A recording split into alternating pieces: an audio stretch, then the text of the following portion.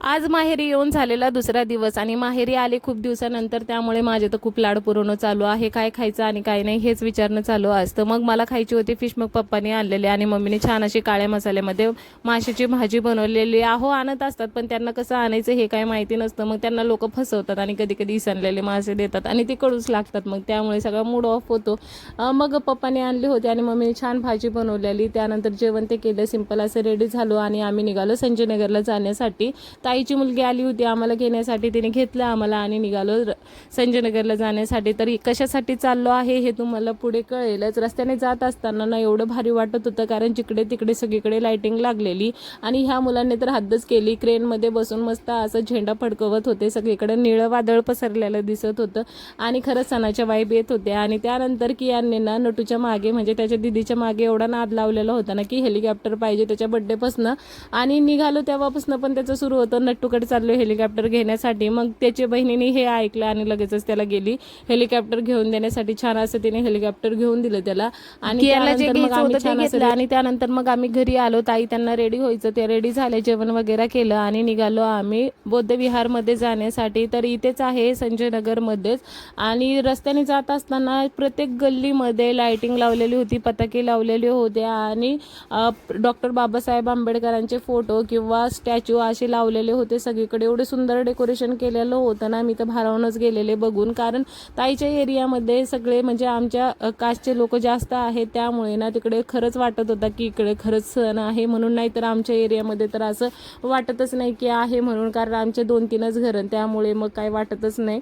Doctor Babasaheb आंबेडकरांनी सगळ्यांसाठी सगळं काही केलेलं आहे, पण त्यांची जयंती फक्त आमच्या समाजाचेच लोक साजरे करतात, हे खूप वाईट वाटतं. कारण शिवाजी महाराजांची जयंती आम्ही सगळे उत्साहाने साजरे करतो, पण डॉक्टर बाबासाहेब आंबेडकरांच्या जयंतीमध्ये का असं करतात काही कळतच नाही.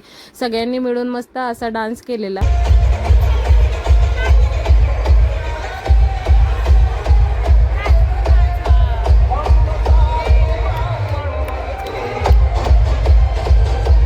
मागच्या वर्षी चाकणला होते ना, तर तिथे मी 14 एप्रिलला म्हणजे डॉक्टर बाबासाहेब आंबेडकर जयंती आहे असं बऱ्याच जणांना सांगितलेलं, पण त्यांना ही जयंती असते हे पण काही माहिती नव्हतं. लहान मुलांना म्हणजे किती वाईट गोष्ट आहे, ज्या व्यक्तीने एवढं संविधान लिहिलेलं आहे त्याच्याबद्दल जर त्यांची जयंती आहे हेच माहिती नाही म्हणल्यावर किती खंताची गोष्ट आहे. खूपच वाईट वाटलं होतं. जाऊ द्या असो. मग इथे आम्ही सगळे आलो, थोडासा मस्त असा डान्स केलेला आणि रात्री 12 वाजता ना केक कटिंग होते आणि खूप छान बघण्यासारखे. आणि चाकणला अशी काही जयंती सेलिब्रेट पण करत नाही, त्यामुळेच मी छत्रपती संभाजीनगरला आलेले होते, कारण मला माझ्या कियांना पण हे सगळं दाखवायचं होतं. दरवर्षी तर मला म्हणजे लहानपणापासून हे सगळं बघत आलेले आहे आणि हे सगळं मी खूप मिस करते. चाकणमध्ये तिकडे पण बौद्ध विहार किती सुंदर सजवलेलं होतं, पूर्ण असं लाइटिंगने छान अशा पद्धतीने सजवून टाकलेलं होतं आणि एवढं सुंदर वाटत होतं. आणि आता वाजले होते 12 आणि आम्ही सगळेजण ह्याच क्षणाची आतुरतेने वाट बघत होतो. आता एवढं सुंदर दृश्य दिसणार होतं ना, काउंटडाऊन सुरू झालं.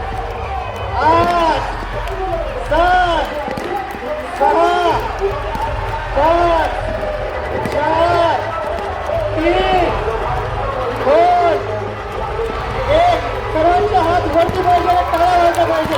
डॉक्टर बाबासाहेब आंबेडकरांचा